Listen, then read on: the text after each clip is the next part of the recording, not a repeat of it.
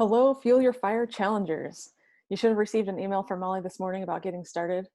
And one of the things that you're doing every day is following a diet. So I wanted to connect with you guys and give you some tips or some information on how you can go about this because it's pretty generalized and there's a lot of ways that you could approach this. Okay, so a couple of things that you could do is um, follow a specific diet that there's already guidelines laid out for it, like paleo or Whole30. There's a lot of guidelines out there. There's a lot of meal plans actually if you just Google those things, and you want something like that to stick to. Otherwise, I came up with some guidelines and a little checklist that you could follow that's pretty simple if you'd like. I'm gonna go ahead and share my screen. Okay, so I have created a checklist for you. So you can see at the top here, it says servings of veggies, protein, starchy carbs, and fat. And there's a line there for you to write down how many servings you're going to aim for every day. And then you can see there's 1 through 50 so that you can, and there's some space for you to check these off throughout the day as you go. So let's say your goal is to have 4 servings of veggies per day. You can check them off throughout the day as you go. And at the bottom here, there's some examples of what a serving size would look like. That way you can quickly and easily, sometimes things are easy to know, like what a serving is. Like if you're taking a scoop of protein powder, that's a serving. But if you need more help with kind of determining what a serving size is, you can look at these guidelines here, okay? Now, how do you determine how many servings you should have? So that's where the guidelines come in, okay? So I have some guidelines here. So what I'm recommending is that you take out a sheet of paper, take some time to decide on how many servings of protein, veggies, carbs, and fat you'll commit to consuming each day. And here's how you'll figure that out. So take a look at your current diet. How many servings of these things do you currently get on average? Write that down, okay?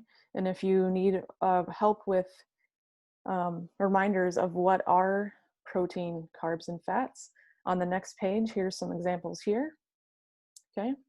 And again, there's the serving size example here.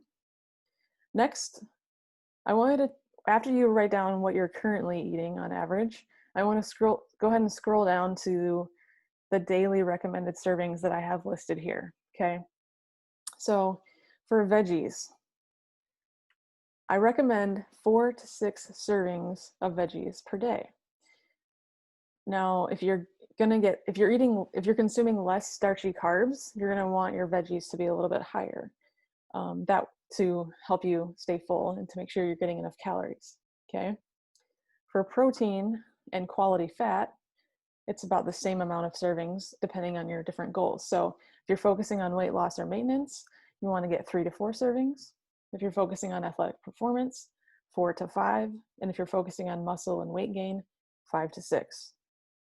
For starchy carbs, you want to focus, if you're focusing on weight loss, 2 servings. If you're focusing on maintenance, 3 servings. Focusing on athletic performance, 3 to 4. Focusing on muscle or weight gain, 4 to 6. Okay. Now figure out where you think you should be depending on these examples here, these recommendations here. And now the last thing you want to do, which is listed here, is compare your current intake with the recommended intake, okay? And from there, you want to decide what you can realistically stick to for 50 days. What I mean by that is, let's say you're currently only eating 1 or 2 servings of veggies per day, but the recommended servings that you want to eat are 5. Is it realistic for you to eat 5 servings of veggies per day? If you think it is, then I would say 5. If you don't think it is, then maybe meet yourself in the middle and go for like 3 or 4. Okay, hopefully that makes sense. And then you're gonna also do that with your protein, carbs, and fat. Once you figure out those numbers, then you can go to your checklist, fill that in, and then every day, your goal is to hit that number of servings, okay? I think you'll find that if you choose this option for focusing on your diet, one, you'll become very aware of how you're currently eating.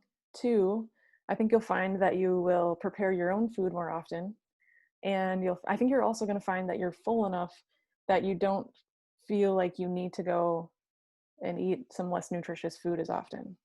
Okay. I think it's really key that if you do choose a diet, focus more on what you want to include rather than what you want to avoid. Because if you're only focusing on what you're avoiding and you're thinking about that, chances are you're going to have more cravings and you're going to want to eat those things more. Okay. I would focus more on what you want to eat rather than what you want to avoid. Another option would be calorie and macronutrient tracking. So what that means is you have a specific amount of calories and a specific amount of protein, carbs, and fat that you're focusing on consuming each day, and you're tracking it in some type of tracker like MyFitnessPal. To me, the amount of calories and macros that you should consume can be really individualized, and so because of that, I try not to just recommend going to a calculator online somewhere and using whatever they say. That is definitely somewhere you could start, but if you want more specific information on calories and macros and you would like to track that way, definitely reach out to me. I can definitely help you out with that and figure out what a good baseline or where to start is. If you have experience with this in the past and you kind of already have a good idea of how many calories you need and how many macros you should be consuming, that's totally cool. And you can definitely do that. Like I said, if you have any other questions about specific numbers for you individually, please reach out. We will be doing a Q&A, so there's another great opportunity for you to talk to us about how we're approaching the challenge and tips for you to continue to stay strong with completing all of your daily tasks. All right, I'm excited for you guys to do this. I know that there's going to be some awesome things that come your way from challenging yourself, and we're here for you. Let us know if there's any way we can help. Have a great day.